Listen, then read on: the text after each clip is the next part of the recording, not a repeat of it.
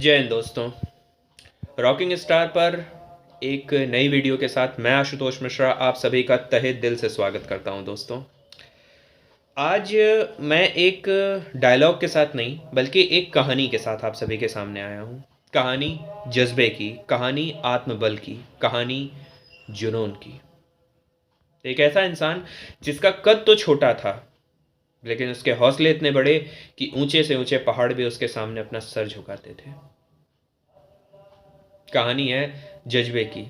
साहब, ये कहानी इस बात को बताएगी आपको कि अगर आपके अंदर चेतना है, अगर आपके अंदर सेल्फ डाउट नहीं है, आप अगर खुद पर संदेह नहीं करते हैं, तो दुनिया की कोई भी ऐसी चुनौती जिसे अभी तक कोई नहीं तोड़ सका हो, जिस चुनौती का सामना अभी तक कोई ना कर सका हो, उस चुनौती का सामना आप हंसते हंसते कर जाओगे।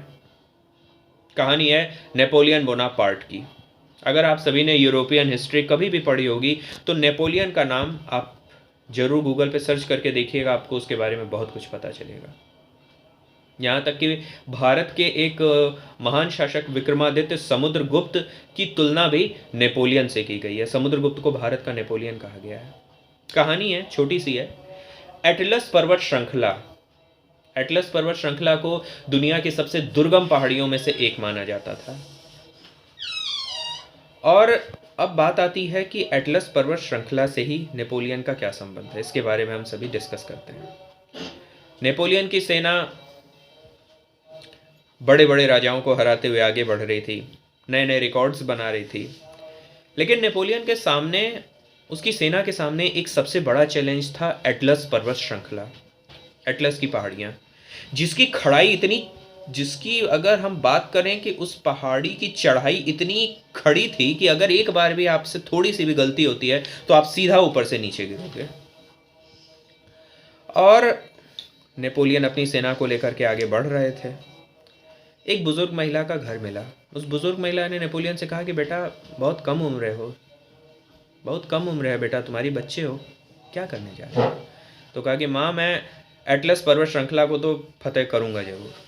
तो कहे कि बेटा, बहुत लोग गए, बहुत लोग गिर के मर गए, क्यों सोच रहे हो?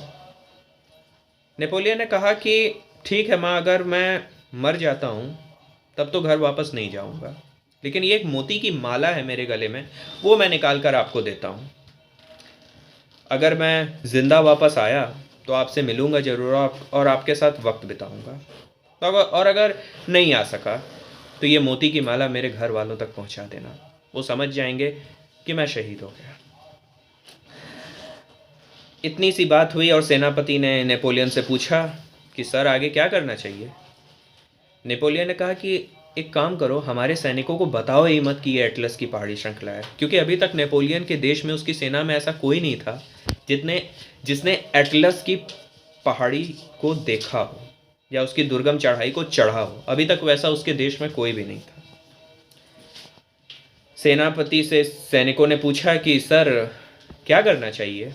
कहे कि अरे, ये एटलस पहाड़ी नहीं है, इसके बाद 2-3 पहाड़ियों के बाद एक और बड़ी पहाड़ी है, उसे क्रॉस करना है, वो एटलस पहाड़ी है। और हुआ ये कि सेना ने किसी तरह से मशक्कत करते हुए, ठहरते हुए, कई दिनों की मेहनत के बाद एटलस की पहाड़ी को क्रॉस कर लिया और सामने सीधा मैदान था, नदी थी और गांव थे। सेना के लिए रसद, पानी, हथियार सब कुछ अवेलेबल था। अब सैनिकों ने फिर से सेनापति से पूछा कि सर, लगता है इसके बाद एक और बहुत बड़ी पहाड़ी है, उसे क्रॉस करने के बाद हम सभी कुछ बड़ा कर पाएंगे। नेपोलियन ने कहा कि कौन सी पहाड़ी? ये जो पीछे क्रॉस करके आए हो, यही तो एटलस पहाड़ी है। पूरी सेना सन्न रह गई और उसका कॉन्फिडेंस 7वें आसमान पर पहुंच गया। दोस्तों, ये जो एटलस पहाड़ी है, ये कोई और नहीं बल्कि ये हमारी सोच है। बचपन से हमारे दिमाग में, चाहे हमारे टीचर्स हों, चाहे हमारे आसपास के लोग हों, चाहे कोई भी हो, इस पहाड़ी का बीज बोना बचपन से ही हमारी ज़िंदगी में चालू कर दिया जाता है। ये पहाड़ी बचपन से ही परत दर परत हमारे दिमाग में बनती जाती है, जो होता है सेल्फ डाउट, यानी कि खुद पर संदेह करना। 3 तरह के फेलियर होते हैं दोस्तों। पहला होता है परमानेंस ऑफ फेलियर, कि क्या आप एक जगह अगर असफल होते हैं तो क्या जीवन के हर क्षेत्र में असफल होंगे। एक जगह आपके नंबर अगर कम आते हैं तो इसका मतलब कि आपकी लाइफ ख़त्म।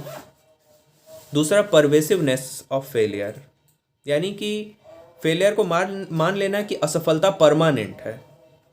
और तीसरी चीज़ होती है पर्सनली यू टेक फेलियर, आप अपनी असफलता को स्थायी तौर पर कैसे लेते हो। आप मान लेते हो कि असफल हो गया तो बस यहाँ से मेरा खेल खत्म।